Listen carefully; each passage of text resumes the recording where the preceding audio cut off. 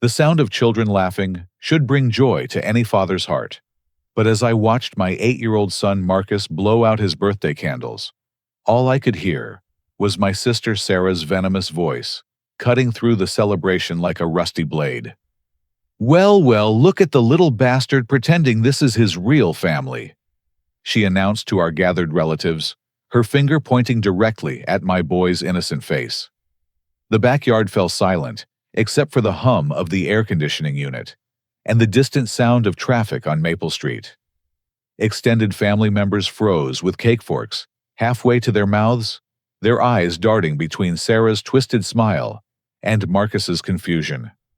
3 long years of enduring this poison at every Christmas dinner, Thanksgiving gathering, and birthday celebration had taught me to swallow my rage for the sake of family peace. But watching tears well up in Marcus's chocolate brown eyes, as the other children began whispering and pointing something deep inside my chest, finally snapped.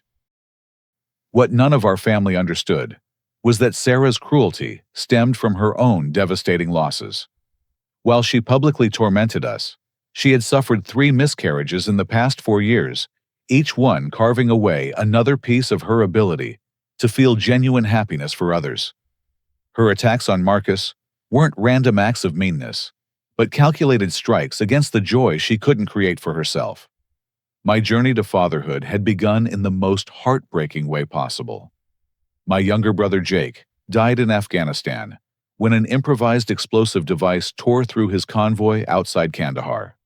He was 24 years old, engaged to a sweet girl named Lisa, who worked at the local library in our hometown of Cedar Falls, Iowa. Lisa discovered she was pregnant 2 weeks after we buried Jake, and for a brief moment, his growing child represented hope, emerging from unimaginable darkness. But grief has a way of consuming people from the inside out. Lisa struggled with depression, anxiety, and the overwhelming prospect of raising Jake's son alone. She tried her best for the first 18 months of Marcus's life, but the combination of financial pressure, emotional trauma, and lack of family support gradually wore away her ability to cope. When Marcus was 2 years old, Lisa overdosed on heroin in her apartment bathroom while he napped in his crib. A neighbor found them both 12 hours later. The legal battle to adopt Marcus consumed the next 18 months of my life.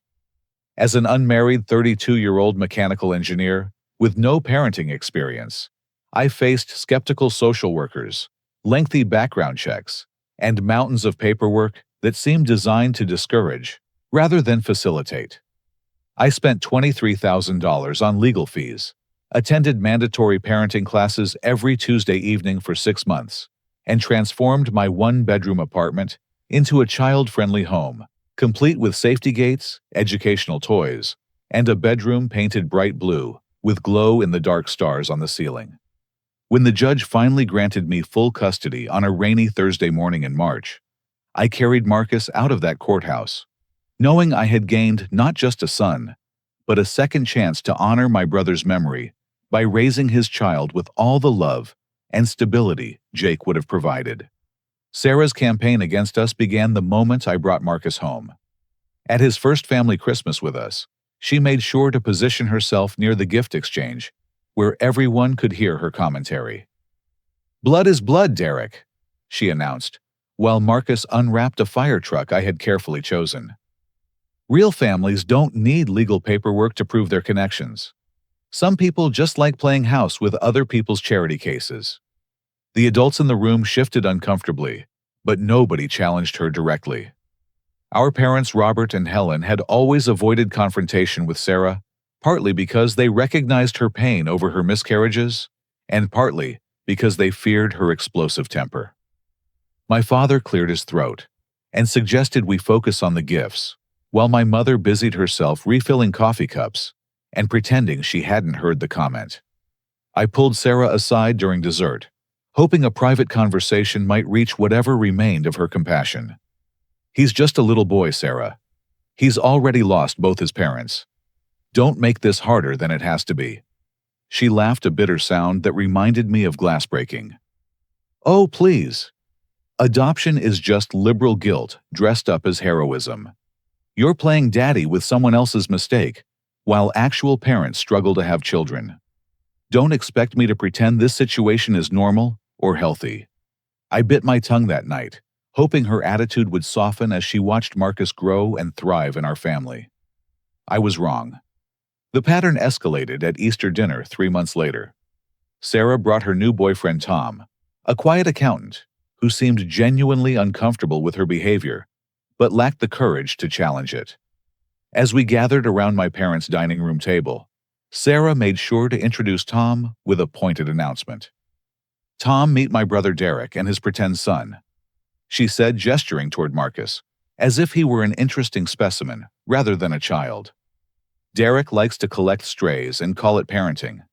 Marcus here used to belong to Derek's dead brother, but now Derek gets to play house and feel good about himself." Marcus looked up from his plate of ham and mashed potatoes with confused eyes. At 5 years old, he didn't fully understand the cruelty behind Sarah's words, but he sensed the tension they created. Tom shifted in his chair and mumbled something about the weather, clearly wishing he could disappear. My father finally found his voice. "Sarah, that's enough. Marcus is part of this family, and we don't talk about family members that way."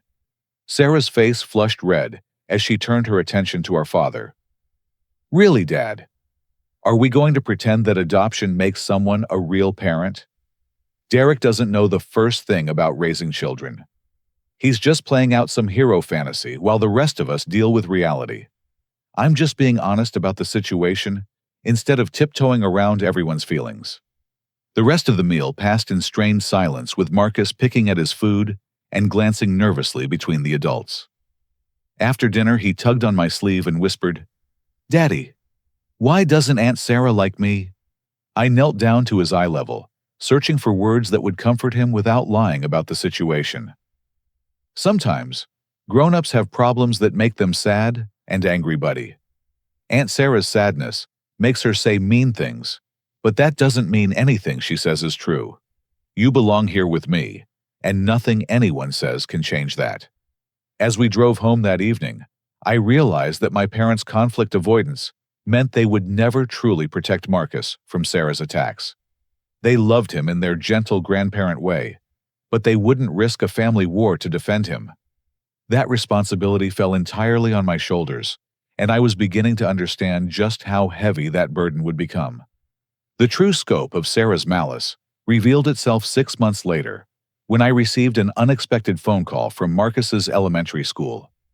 Mrs. Patterson, the school counselor, requested a meeting to discuss some concerns that have been brought to our attention regarding Marcus's home environment.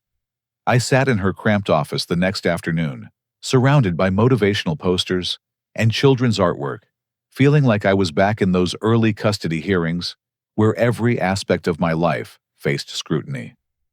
Mrs. Patterson, a kind woman in her 50s, with graying hair and wire-rimmed glasses, pulled out a manila folder thick with documentation. "Mr. Anderson, I want to assure you that we think you're doing a wonderful job with Marcus.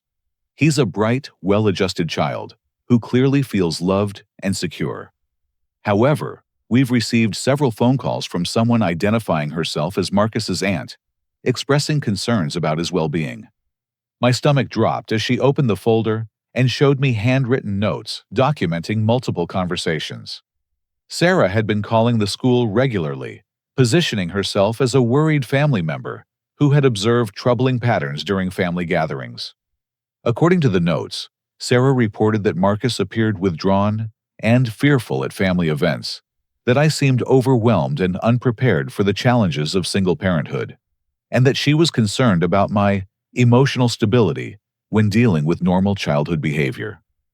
She had specifically mentioned observing me lose my temper with Marcus and suggested that the school should monitor him for signs of stress or mistreatment. "She called 6 times over the past 4 months," Mrs. Patterson explained gently. "We take all reports seriously, but we wanted to speak with you directly because nothing we observe at school supports these concerns. Marcus speaks about you with obvious affection. His academic performance is excellent, and he shows no behavioral indicators of distress at home." I felt my world tilting as I realized Sarah's cruelty extended far beyond family gatherings into actively undermining the stability I had worked so hard to build for Marcus. The woman who criticized my parenting at every opportunity was secretly trying to destroy my reputation with the very institutions responsible for protecting my son. "What exactly did she tell you?" I asked, struggling to keep my voice steady. Mrs. Patterson consulted her notes. "She said that Marcus often seemed hungry at family events, and that you appeared to have difficulty managing his behavior appropriately. She mentioned that adoption can be challenging for inexperienced parents, and suggested that Marcus might benefit from additional support services to help him process his complex family situation." The calculated nature of Sarah's attack became clear. She wasn't making wild accusations that could be easily dismissed, but rather planting seeds of doubt by expressing seemingly reasonable concerns about a challenging situation. Her strategy was insidious because it contained just enough truth to seem credible, while twisting normal struggles into evidence of inadequacy. Meanwhile, her public behavior at family events grew increasingly bold. At our cousin Beth's wedding reception in July, Sarah stood during the toast portion of the evening and raised her champagne glass toward the happy couple. "Here's to real families built on real love," she announced to the 100 assembled guests, her eyes locked directly on Marcus and me. "May your children grow up surrounded by people who chose them before they were even born, not people who collected them after the fact." The reception hall fell silent, except for the clink of silverware and the distant sound of the band tuning their instruments. Beth's face turned bright red as she realized her wedding celebration had become a platform for family drama. My cousin's new husband looked confused, clearly unaware of the subtext behind Sarah's words.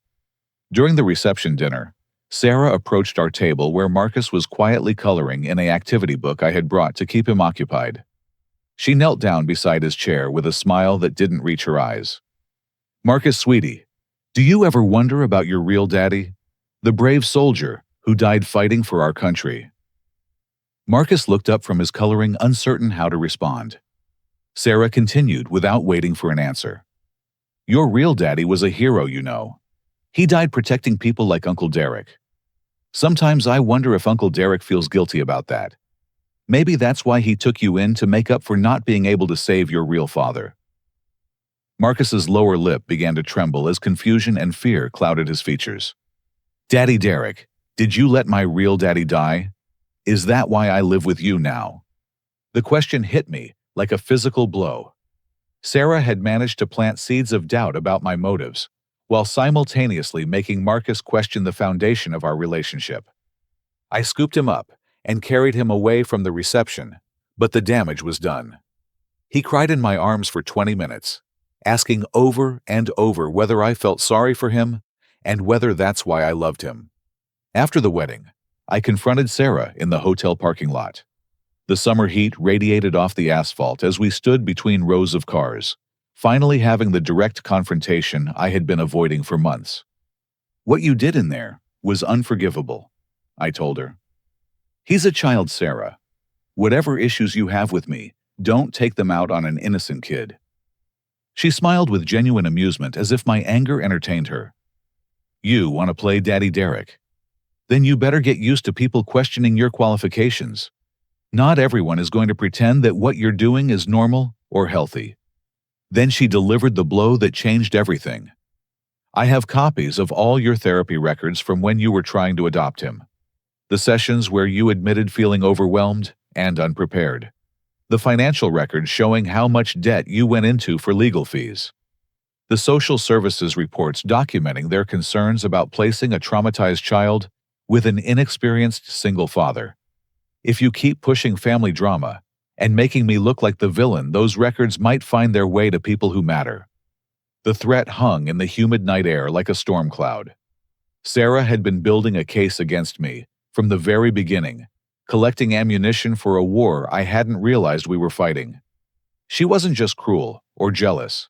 She was systematically working to prove I was unfit to raise Marcus, possibly to clear the way for her own custody claim, or simply to destroy the happiness she couldn't create for herself.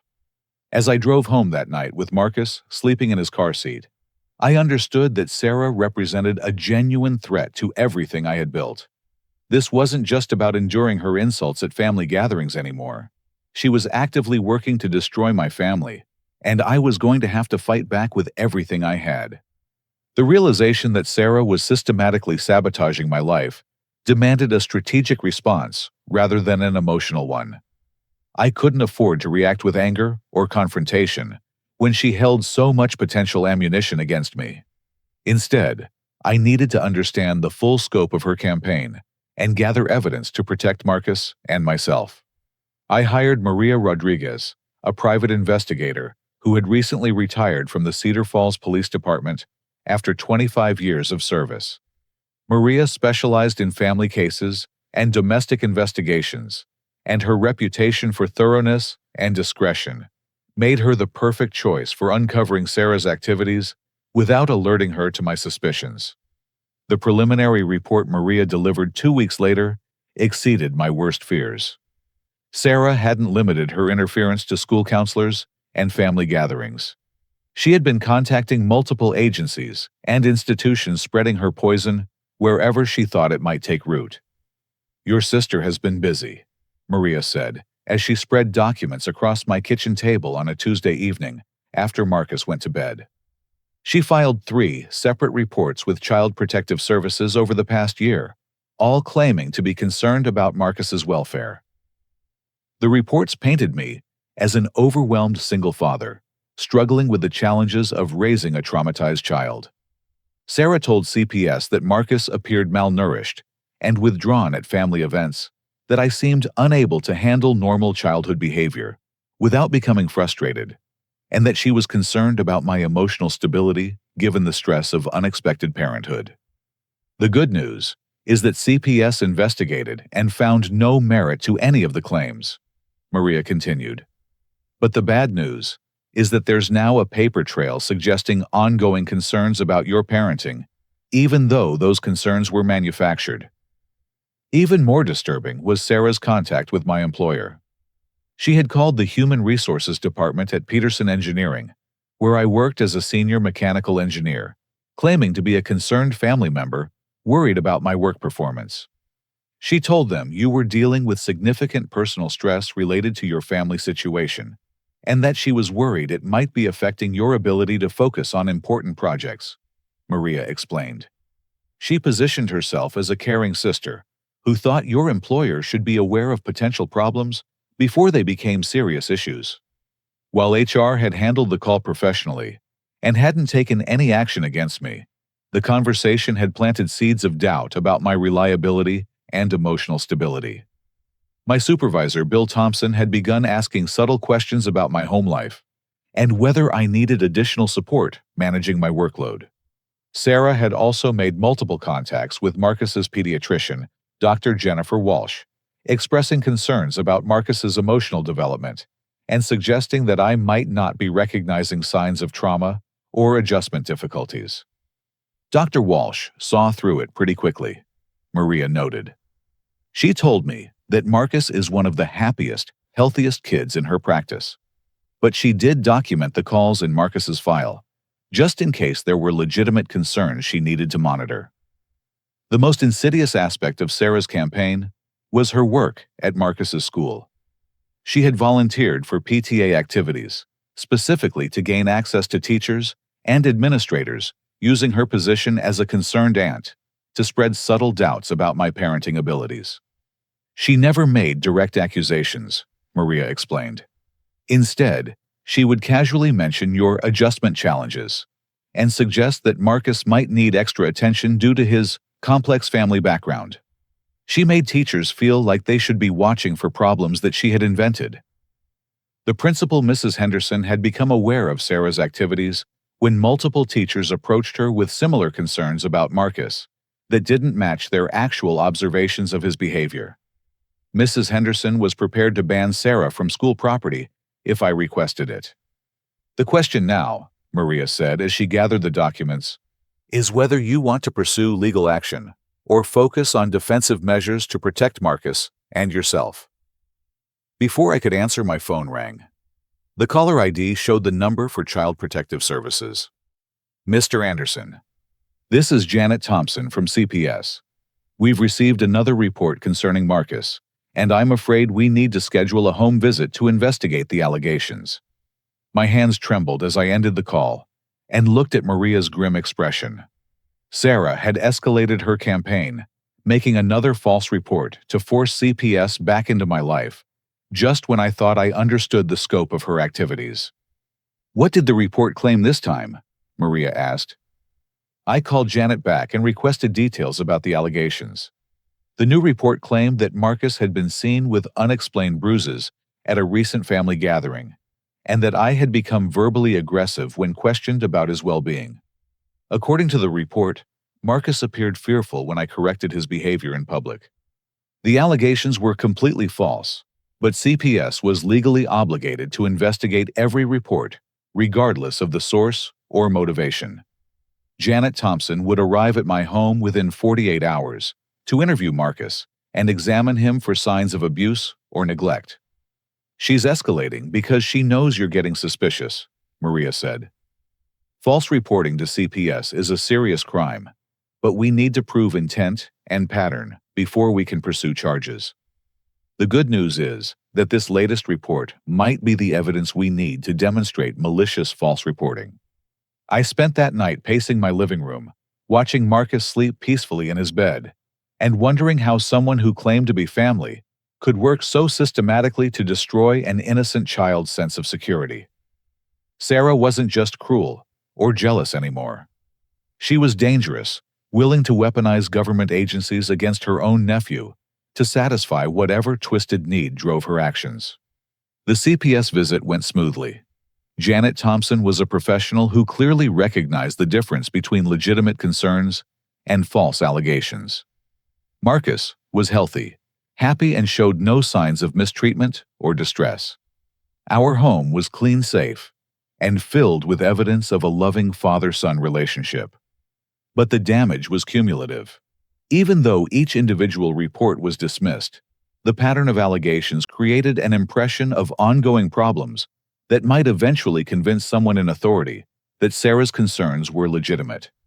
As Janet prepared to leave, she offered some unexpected advice. "Mr. Anderson, I can't discuss the source of these reports, but I can tell you that we're seeing an unusual pattern of allegations that don't match our observations. If someone is making false reports about your family, that's a serious crime. You might want to consider documenting everything and consulting with an attorney about protective measures." Her hint was clear. CPS recognized that someone was abusing the system to harass my family, and they were encouraging me to fight back legally. The question was whether I could prove Sarah's malicious intent before her campaign succeeded in convincing someone with real authority that Marcus wasn't safe in my care. Maria's investigation expanded over the following months as we worked to document the full scope of Sarah's activities. What we discovered painted a picture of calculated malice that went far beyond simple family jealousy into the realm of systematic harassment and potential criminal behavior. The breakthrough came when my cousin Jenny contacted me nervously, asking if we could meet for coffee without telling anyone in the family. Jenny was Sarah's closest female relative, a quiet woman who worked as a nurse at the local hospital and generally avoided family drama. We met at a small cafe on the outskirts of town, away from places where other family members might see us. Jenny fidgeted with her coffee cup for several minutes before finally finding the courage to speak. "Derek, I need to tell you something that's been bothering me for months.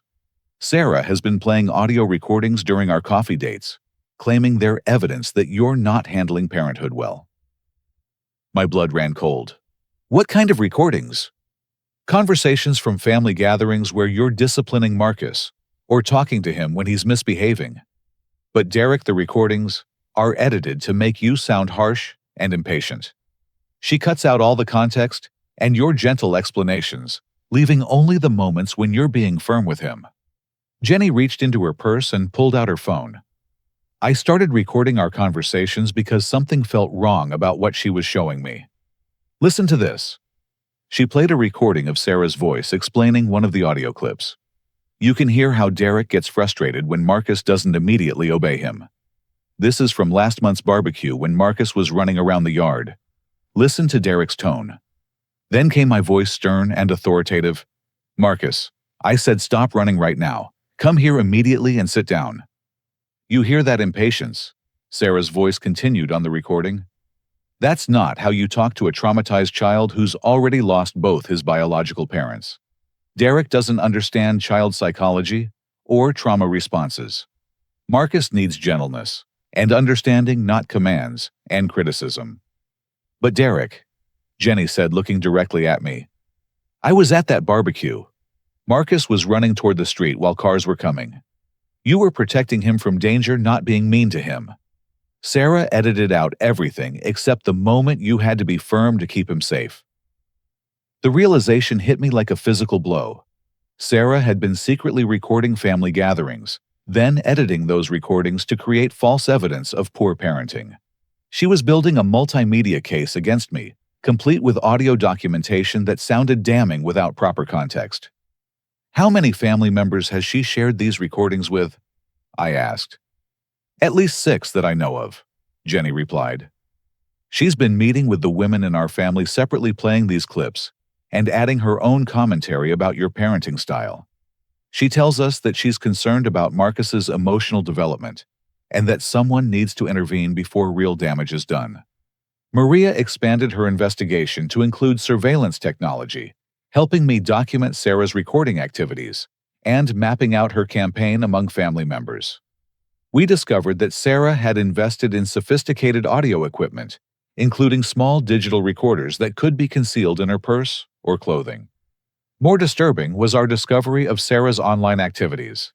She had created fake social media profiles to research my background and Marcus's birth family, gathering information she could use to undermine my custody or create additional complications.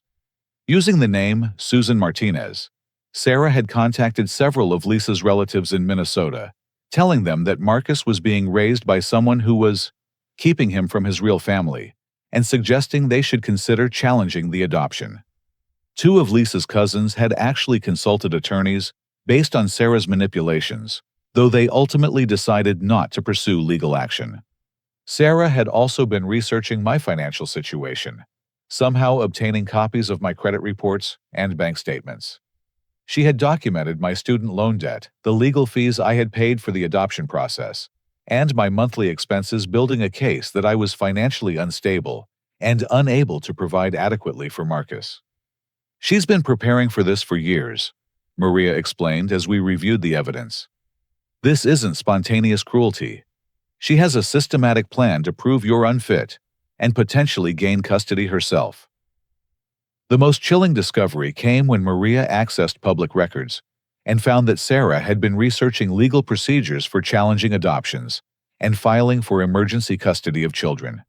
She had downloaded forms, consulted with attorneys, and even attended free legal clinics to understand how to build a case for removing Marcus from my care. I began implementing countermeasures immediately. I installed security cameras throughout my home, both to protect against false allegations and to document any visits Sarah might make. I started carrying a small digital recorder to family events, ensuring I had complete recordings of conversations, rather than the edited versions Sarah was creating. Most importantly, I began keeping detailed logs of every interaction with Sarah, every contact from agencies she might have influenced, and every instance of her interference in my family's life. I photographed Marcus regularly to document his health and happiness, maintained detailed medical records, and requested written confirmations from his teachers about his academic and social progress. The evidence was building, but I knew Sarah wouldn't stop her campaign voluntarily. If anything, she would escalate as she sensed that her activities were being discovered and documented. The question was whether I could gather enough proof of her malicious intent before she succeeded in convincing someone with real authority that Marcus needed to be removed from my care. The answer came sooner than I expected, in the form of a Thanksgiving dinner that would finally expose Sarah's true nature to our entire family. While documenting Sarah's harassment campaign, Maria's investigation took an unexpected turn that revealed an even darker side of my sister's character. What started as a defensive investigation into her attacks on my family became the discovery of serious criminal activity that had been hiding in plain sight for years. Derek, I think you need to sit down for this, Maria said when she called me on a cold November evening. I've been looking into Sarah's financial situation to understand how she's funding all these activities against you, and what I found changes everything. We met at her office the next morning where she presented me with bank records, financial statements, and legal documents that painted a shocking picture of systematic theft and fraud. Your sister has been embezzling money from your parents' retirement accounts for the past 2 years, Maria explained, spreading the evidence across her desk. She convinced them to give her power of attorney, claiming it would make managing their finances more convenient as they get older. Instead, she's been systematically transferring money to accounts she controls. The amount was staggering, nearly $80,000 over 24 months. Sarah had been making small, regular withdrawals that wouldn't trigger automatic alerts, spacing them strategically to avoid detection by bank security systems.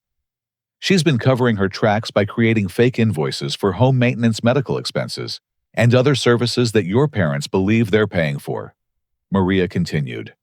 In reality, the money is going directly to Sarah's personal accounts. The cruelest aspect of the scheme was how Sarah had positioned herself as the devoted daughter while committing these crimes.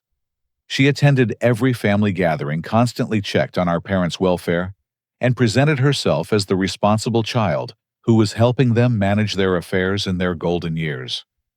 Her campaign against you serves a dual purpose, Maria realized.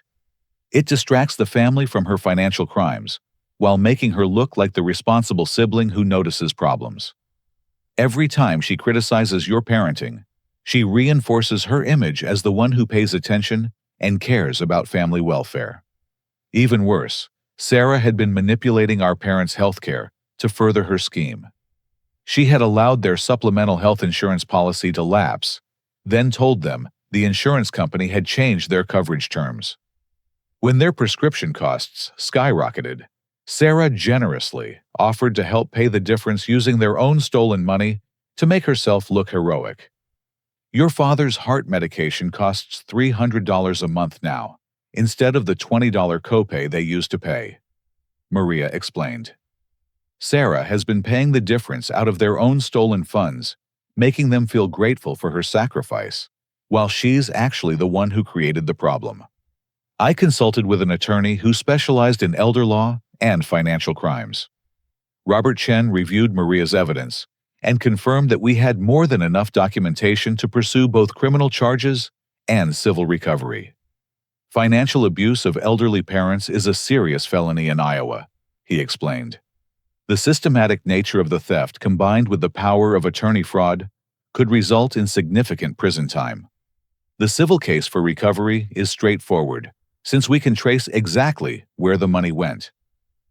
However, pursuing legal action against Sarah would require exposing her crimes to our parents, who were already struggling with health issues, and would be devastated to learn that their daughter had been robbing them while pretending to care for them. There's something else you need to consider, Robert added. If Sarah realizes that her financial crimes have been discovered, she may escalate her attacks on your custody as a desperate attempt to maintain control. People who commit this type of systematic fraud often become dangerous when cornered. I decided to confront my parents with the evidence before taking legal action, hoping they would support criminal prosecution once they understood the full scope of Sarah's betrayal. I arranged to visit them on a Sunday afternoon, when Sarah wouldn't be there, bringing copies of all the financial documentation Maria had gathered.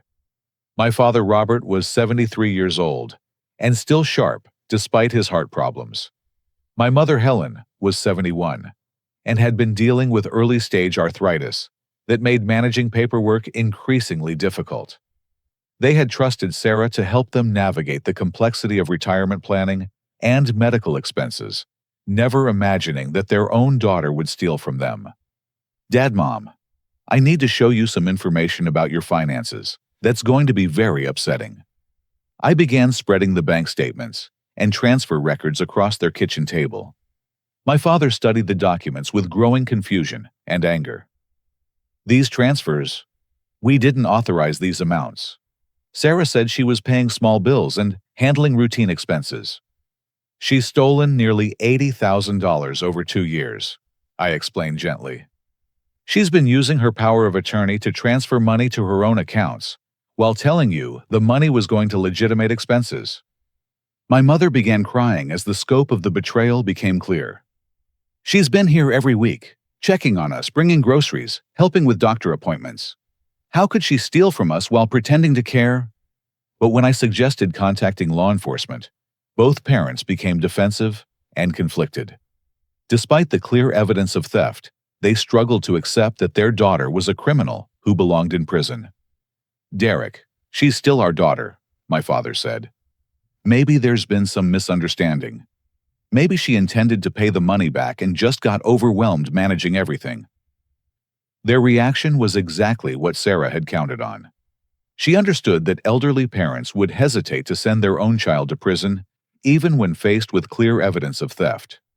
Her strategy relied on family loyalty and parental love to protect her from consequences. Before I could convince them to pursue charges, Sarah arrived unexpectedly for one of her regular visits. She walked into the kitchen, while the financial documents were still spread across the table, immediately understanding that her crimes had been exposed. Rather than showing remorse or attempting to explain her actions, Sarah went on the offensive with a performance that revealed the depth of her manipulative skills. "Oh, I see what's happening here," she said, tears forming in her eyes. "Derek is so desperate to destroy me because I've been honest about his parenting failures that he's now accusing me of stealing from my own parents. This is exactly the kind of vindictive behavior that proves he's not stable enough to raise Marcus." She turned to our parents with practiced desperation. "Mom, Dad, Derek has been furious with me for months because I've expressed legitimate concerns about how he's raising Marcus. Instead of addressing those concerns, he's apparently hired someone to investigate our family's private business and manufacture evidence against me." The performance was masterful. Sarah positioned herself as the victim of my vindictive attack, while simultaneously reinforcing her narrative about my unfitness as a parent. She was using her own exposure as a criminal to further undermine my credibility. "Look at this behavior," she continued, gesturing at the financial documents. "What kind of person investigates his own sister and tries to send her to prison? What kind of father teaches his child that family members should be attacked and destroyed when they express concerns? Is this really the example you want Marcus to learn?" My parents looked between Sarah and me with confusion and heartbreak, unsure who to believe despite the clear documentary evidence. Sarah had spent years building her credibility, while undermining mine, making her word more trusted than objective facts. I realized that confronting Sarah directly with our parents present had been a tactical error. She was too skilled at manipulation to be cornered effectively in front of an audience she had been deceiving for years. The battle for our parents' support would require a different strategy, one that didn't give her the opportunity to perform her victim routine. But more importantly, I understood that Sarah would now escalate her attacks on my custody with desperate intensity. Having been exposed as a criminal, she would need to destroy my credibility completely to maintain any hope of avoiding consequences. The war between us was about to become much more dangerous. Maria's investigation took a devastating turn 3 weeks after the confrontation at my parents' house. What she discovered changed everything I thought I knew about Sarah's motives and revealed a level of evil that I hadn't imagined possible. The breakthrough came through Lisa's former roommate, Stephanie Morrison, who had been living with guilt and suspicion for 3 years, but had never found anyone willing to listen to her concerns. Maria tracked Stephanie down in Minneapolis, where she worked as a pharmacy technician and had been struggling with addiction issues since Lisa's death. "I've been waiting for someone to ask the right questions," Stephanie told Maria during a recorded interview. What happened to Lisa wasn't a random overdose. Sarah made sure it happened. Stephanie's account painted a picture of calculated murder that made Sarah's other crimes seem minor by comparison. After Jake's death, Sarah had contacted Lisa, repeatedly offering emotional support, and occasionally providing drugs to help with the pain of losing the love of her life.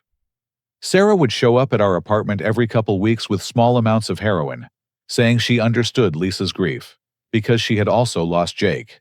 Stephanie explained. She positioned herself as the only person who really understood what Lisa was going through.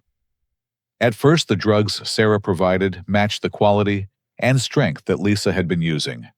But over time, Sarah began bringing increasingly dangerous substances while encouraging Lisa to use larger amounts.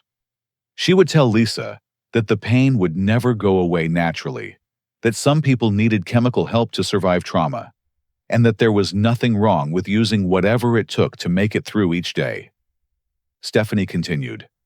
She was basically coaching Lisa toward a fatal overdose while pretending to be her friend.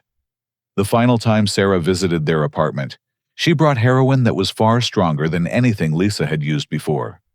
Stephanie tried to warn Lisa that something seemed different about the drugs, but Lisa was too distraught to listen.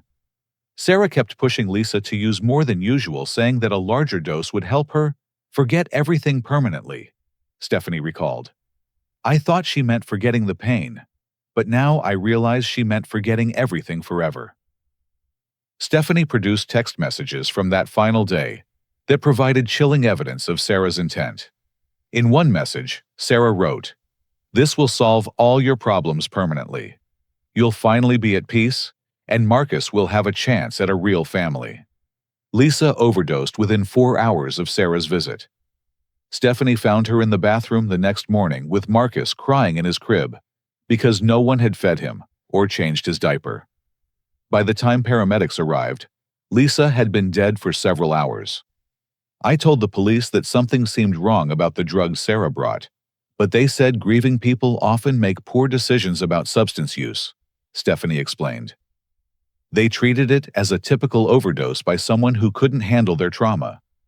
I didn't have enough evidence to prove otherwise, and I was struggling with my own addiction problems, so nobody took my concerns seriously. The text messages Stephanie preserved on her phone provided the evidence we needed to prove murder. Sarah had written multiple messages that revealed her awareness of the drug's lethal potency and her intention to eliminate Lisa permanently. She knew exactly what would happen, Maria concluded after reviewing all the evidence. Sarah murdered Lisa to ensure that Marcus would have no biological family left to interfere with her plans. She wanted Lisa dead so she could either gain custody of Marcus herself or prove that Derek was unfit and force Marcus into foster care. The motivation became crystal clear when we understood Sarah's long-term strategy.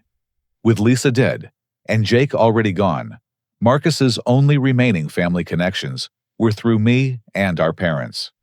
Sarah had been working systematically to eliminate or discredit anyone who might interfere with her ultimate goal, controlling our parents' inheritance and assets. Marcus represents a threat to Sarah's inheritance, Maria explained. As long as he's part of the family, he has a legitimate claim to your parents' estate. Sarah has been trying to prove that Derek is unfit specifically so she can position herself as Marcus's guardian and control his inheritance rights. The elder abuse and custody campaign were part of the same larger scheme. Sarah was simultaneously stealing from our parents while working to eliminate any family members who might challenge her control over their assets. Marcus represented both a reminder of her own fertility failures and a financial obstacle to her criminal plans. I immediately contacted law enforcement with all the evidence we had gathered. Detective William Hayes from the Cedar Falls Police Department reviewed Maria's investigation and Stephanie's testimony, confirming that we had probable cause for charges of first-degree murder, elder abuse, and multiple counts of fraud. The murder case will be challenging to prosecute after 3 years, but the text messages provide strong evidence of intent, Detective Hayes explained. The elder abuse case is more straightforward since we have clear documentation of the financial crimes. Either way, your sister is looking at significant prison time. But before the police could arrest Sarah, I decided to confront her one final time at our family's Christmas dinner. I wanted our entire extended family to hear the truth about who Sarah really was, and I wanted her confession recorded so there could be no doubt about her guilt. Maria helped me prepare for the confrontation by providing me with a small digital recorder and coaching me on how to prompt Sarah into revealing her crimes. The plan was risky, since cornering a murderer in a room full of family members could become dangerous. But it was the only way to ensure that our parents and relatives understood the truth. Christmas dinner at my parents' house traditionally brought together more than 20 family members, including cousins, aunts, uncles, and family friends. This year, the gathering would become the setting for Sarah's final performance and ultimate exposure. I arrived early with Marcus helping my mother set the table and prepare the dining room while Sarah was still at home getting ready. I positioned my phone to record audio from the main seating area and mentally rehearsed the questions that would prompt Sarah to reveal her true nature. When Sarah arrived with a new boyfriend, Kevin, she seemed unusually confident and relaxed. She had no idea that her crimes had been fully documented or that law enforcement was prepared to arrest her. In her mind, she was still successfully manipulating the family while building her case against my fitness as a parent. Dinner proceeded normally through the first 2 courses, with typical family conversation about work health and holiday plans. Marcus sat beside me, happily eating and chatting with his cousins, completely unaware that this would be the last family gathering he would ever attend with his aunt. During dessert, I began the confrontation that would finally expose Sarah's true character to everyone who mattered. Sarah, I've been thinking about our conversation a few weeks ago regarding Marcus's well-being. I said loud enough for the entire table to hear. You mentioned having concerns about his development and my parenting style. I'd like to understand exactly what you've observed that worries you. Sarah smiled, clearly pleased to have an opportunity to air her criticisms in front of the entire family. Well, Derek, since you asked directly, I have noticed some concerning patterns in how Marcus responds to you at family gatherings. She launched into a detailed explanation of her supposed observations, describing Marcus as withdrawn and fearful when I corrected his behavior. Her performance was polished and persuasive, designed to plant doubts about my parenting, while positioning herself as the caring aunt who noticed problems others missed.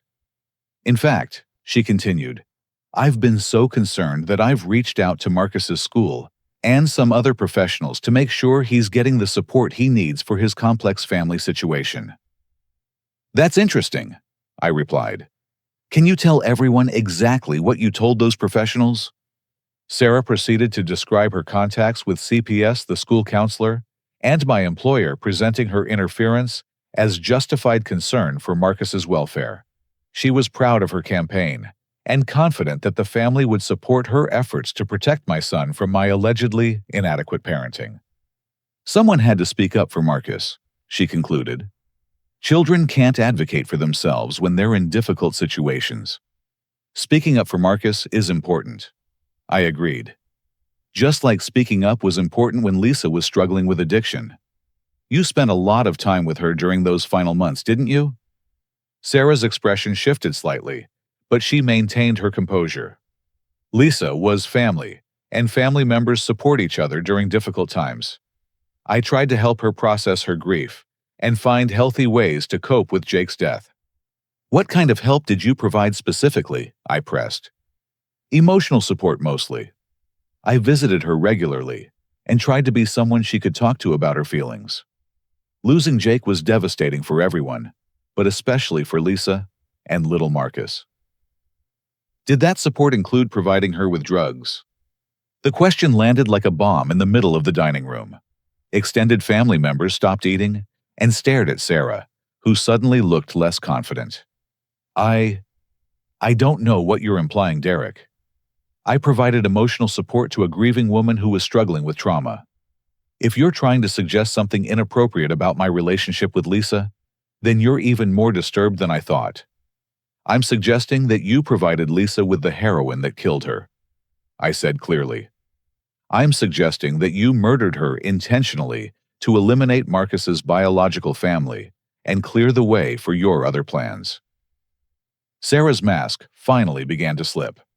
That's an insane accusation, and it proves exactly what I've been saying about your mental state. You're becoming paranoid and delusional, which is exactly why Marcus needs protection from your instability. Then, let me ask about something more recent. I continued. Can you explain to everyone here why you've been stealing money from Mom and Dad's retirement accounts? The room erupted in shocked voices and confused questions. My parents stared at Sarah with disbelief, while other family members demanded explanations. Sarah's careful facade finally shattered completely, as she realized her world was collapsing around her. Instead of maintaining her innocent act, or attempting to provide reasonable explanations, she exploded with the rage and hatred she had been hiding for years. "You want to know the truth?" she screamed at me across the dinner table. "The truth is that you stole my inheritance when you brought that little bastard into this family. Marcus has no right to any of our family's money or property, and I've been taking back what was always meant to be mine." The confession came pouring out, as 3 years of calculated cruelty revealed its true motivation. Lisa was worthless trash who deserved to die. She was a drug addict who would have ruined Marcus's life, just like she ruined everything else she touched. I fixed the Lisa problem, and I'll fix the Marcus problem too, if you don't stop interfering with my plans. Extended family members sat in stunned silence as Sarah continued her breakdown, admitting to murder, theft, and years of systematic abuse, while revealing the depth of her hatred for the innocent child sitting beside me. "You think you're such a hero adopting Jake's mistake and playing perfect daddy," she raged. "But you're just a pathetic loser who couldn't save his own brother and now wants credit for cleaning up the mess. Marcus will never be real family, and neither will you." Marcus began crying as Sarah's screaming filled the room with venom and hatred. I pulled him close, covering his ears, while our relatives watched in horror as Sarah revealed her true nature. The breakdown continued for several more minutes, with Sarah confessing to crimes she didn't even realize she was admitting, while the entire family listened in shock. When she finally exhausted herself, the room fell silent, except for Marcus's quiet sobbing and the sound of my mother crying at the head of the table. Detective Hayes and 2 uniformed officers arrived within minutes of my phone call. Sarah was arrested at our family Christmas dinner in front of everyone who had spent years enabling her behavior through silence and conflict avoidance. As police led Sarah away in handcuffs, she made one final attempt to maintain her victim narrative. "This is exactly what I warned everyone about," she shouted. "Derek is vindictive and dangerous. Someone needs to protect Marcus from this kind of instability." But her words fell on deaf ears. The family had finally seen Sarah's true face, and there was no longer any doubt about who needed protection from whom. The legal proceedings that followed Sarah's arrest moved swiftly once law enforcement had her recorded confession and the evidence Maria had gathered over months of investigation. Sarah's attempt to claim mental illness or emotional disturbance failed when prosecutors demonstrated the calculated, systematic nature of her crimes spanning several years. The elder abuse charges were prosecuted first, since the financial evidence was straightforward and undeniable. Sarah had stolen $83,000 from our parents' retirement accounts, using her power of attorney to transfer money while creating false invoices and documents to cover her tracks. The jury deliberated for less than 3 hours before finding her guilty on all counts. The murder case required more careful preparation since 3 years had passed between Lisa's death and the discovery of Sarah's involvement. However, Stephanie's testimony combined with the text messages Sarah had sent proved intent beyond reasonable doubt. The prosecution demonstrated that Sarah had systematically provided Lisa with increasingly dangerous drugs, while encouraging higher doses, culminating in the fatal overdose that orphaned Marcus completely. Detective Hayes worked closely with prosecutors to present evidence of Sarah's long-term planning and motivation. They showed the jury how Lisa's death fit into Sarah's broader scheme to control family assets and eliminate anyone who might challenge her claim to inheritance. This wasn't a crime of passion or a momentary lapse in judgment, the prosecutor explained during closing arguments. Sarah Anderson spent months planning Lisa Morrison's murder as part of a larger criminal enterprise designed to steal from her elderly parents and control her family's financial future. Sarah received 25 years to life for first-degree murder, plus an additional 15 years for elder abuse and fraud. With good behavior, she would be eligible for parole when Marcus was in his 30s, too late to interfere with his childhood or young adult development. The conviction process also cleared my record of all the false reports Sarah had filed over the years. Child Protective Services formally removed all documentation of her manufactured concerns from Marcus's file, and the agencies she had contacted received detailed explanations of how they had been manipulated. Mrs. Patterson at Marcus's school personally apologized for allowing Sarah to plant doubts about my parenting abilities. The school implemented new policies, requiring background checks for family members who wanted access to student information, preventing future cases of relatives undermining parents through false reporting. My employer, Peterson Engineering, also received a full explanation of Sarah's harassment campaign. My supervisor, Bill Thompson, apologized for questioning my work performance and offered me additional family leave time to help Marcus process the trauma of learning about his aunt's crimes. The most important healing came within our family relationships. My parents, Robert and Helen, were devastated to learn about Sarah's true nature, but gradually began rebuilding their relationship with Marcus and me, without the constant interference and manipulation they hadn't recognized. "We should have protected you both from her," my father admitted during one of our weekly dinners. "We thought we were keeping peace by avoiding confrontation, but we were really enabling abuse." My mother began attending therapy to process her guilt over missing the signs of Sarah's criminal behavior and the years of trauma she had unknowingly allowed Marcus to endure. She became Marcus's strongest advocate, making up for lost time by creating the kind of unconditional grandparent love every child deserves. The extended family slowly came to terms with how they had been manipulated and misled for years. Several relatives apologized for doubting my parenting abilities and for not speaking up when Sarah made her cruel comments at family gatherings. They realized that their silence had enabled the abuse to continue and escalate. Most importantly, I worked with a child psychologist to help Marcus understand what had happened in age-appropriate terms. Dr. Angela Rivera specialized in adoption trauma and family abuse cases, helping children process complex situations that involve trusted family members causing harm. Marcus needs to understand that Sarah was sick in her mind, and that her actions came from her own pain and mental illness, not from anything he did wrong, Dr. Rivera explained. Children often blame themselves when adults behave badly, so we need to be very clear that Sarah's choices were her responsibility alone. The therapy sessions helped Marcus process his confusion about why his aunt had been mean to him and why she had hurt his birth mother. We talked about how some people have sickness in their brains that makes them unable to feel happy for other people's joy, and how that sickness had made Sarah dangerous to people she was supposed to love. "Did Aunt Sarah not love me because I'm adopted?" Marcus asked during one particularly difficult session. "Aunt Sarah couldn't love anyone properly because of her sickness," I explained. "But that doesn't mean anything bad about you. Adoption means I chose you specifically because you're exactly the son I wanted. Sarah's problems were about her own broken heart, not about who you are." Over time, Marcus began to understand that our family was stronger and healthier without Sarah's presence. He stopped asking when she would come to family gatherings and started enjoying holidays without the tension and cruelty that had characterized every celebration for the first 3 years of our life together. Our Christmas celebration the year after Sarah's conviction was peaceful and joyful in a way that Marcus had never experienced.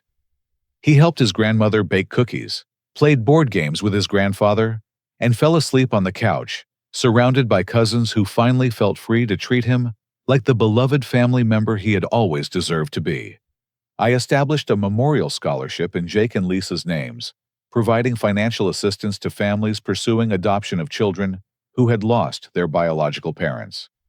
The scholarship fund helped cover legal fees, home preparation costs, and counseling services for both parents and children navigating the adoption process.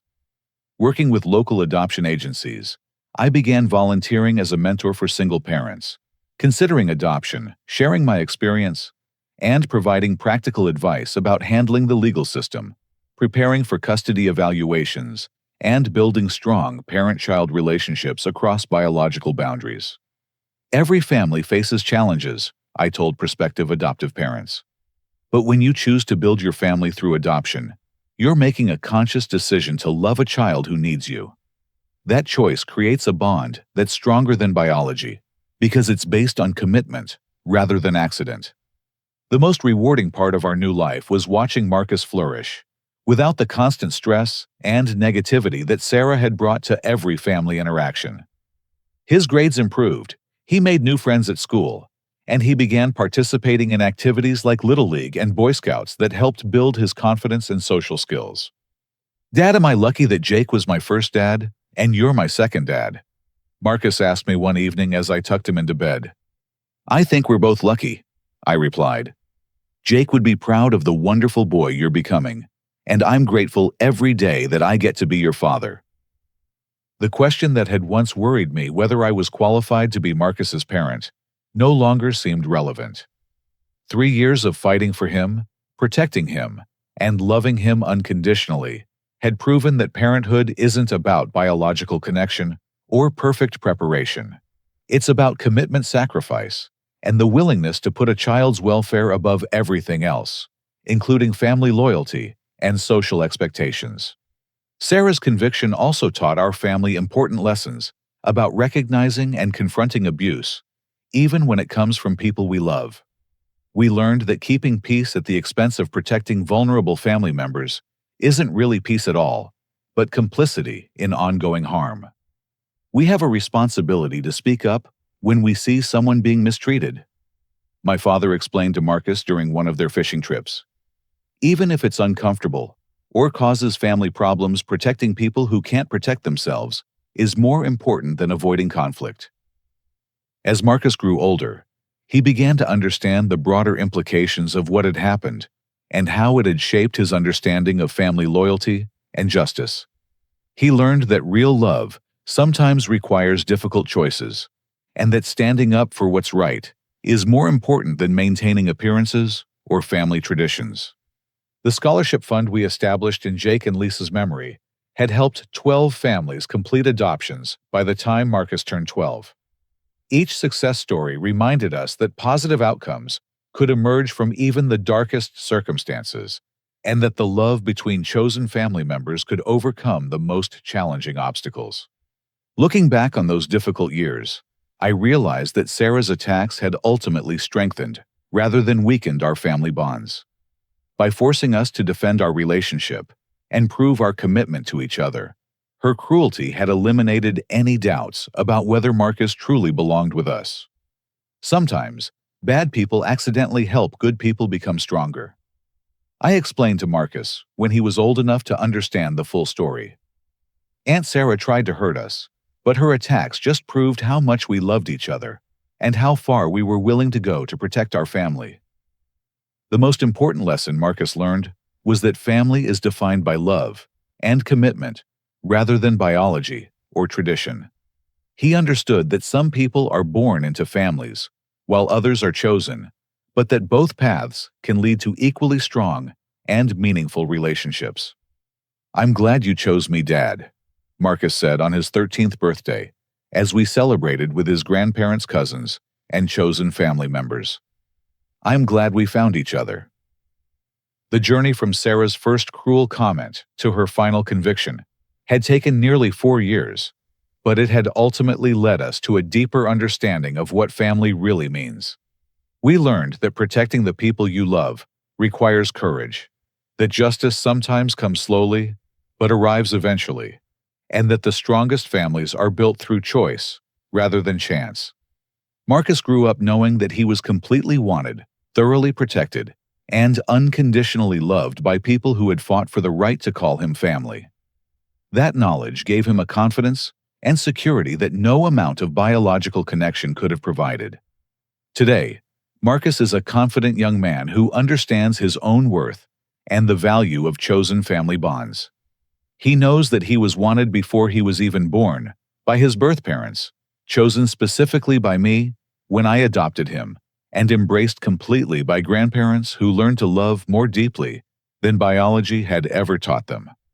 The Scholarship Fund continues to help families build connections across biological boundaries, and Marcus has begun volunteering with adoption agencies to help other children understand that being chosen is just as meaningful as being born into a family.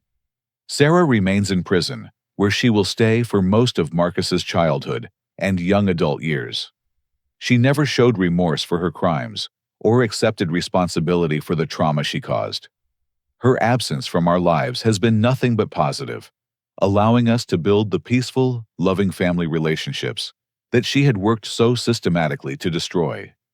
The greatest victory wasn't Sarah's conviction, but the realization that her attempts to destroy our family had ultimately made us stronger, more committed, and more grateful for the love we chose to build together.